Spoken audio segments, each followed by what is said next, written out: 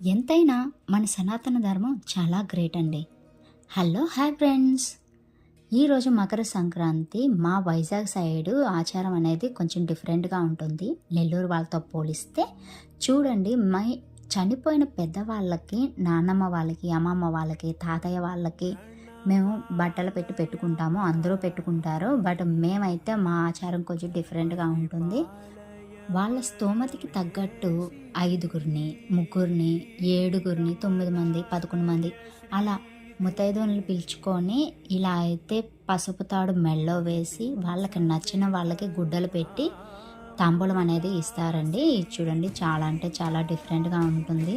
చాలా ఆచారం అనేది చాలా మంచిగా ఉంటుంది.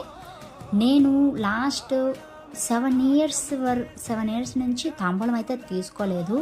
సమ్ ప్రాబ్లమ్స్ ఆ టైంకి నేను వెళ్ళకపోవడమో లేకపోతే ఎక్కడికైనా వెళ్ళి స్ట్రక్ అవ్వడము అలా జరుగుతూ ఉంది. ఈ ఇయర్ నాకు స్టార్టింగే మంచి శుభ ఫలితం అయితే అనిపించింది. మొన్న తిరుమల వెళ్ళడం, తర్వాత శివయ్య దర్శనం, మళ్ళీ పిలిచి మరీ తాంబూలు ఇవ్వడం, అది కూడా అమ్మ పక్కింటి అక్క ఇద్దరు చీరలు అయితే పెట్టారు. నాకు చాలా హ్యాపీ అనిపించింది.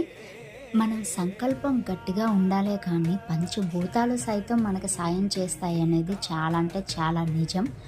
ఈ ఇయర్ వీళ్ళ చేతులతో నేను తాంబూలం తీసుకున్నాను, చీర పెట్టించుకున్నాను, కుంకుమ పెట్టించుకున్నాను. నెక్స్ట్ ఇయర్ మకర సంక్రాంతి కల్లా నేను వీళ్ళకి తాంబూలం ఇవ్వాలని మనస్ఫూర్తిగా కోరుకుంటున్నాను.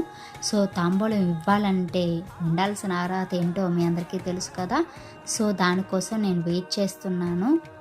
నెక్స్ట్ ఇయర్కి ఆ అవకాశాన్ని, ఆ అర్హతని నాకు ఆ దేవుడు ఇస్తాడని మనస్ఫూర్తిగా కోరుకుంటున్నాను.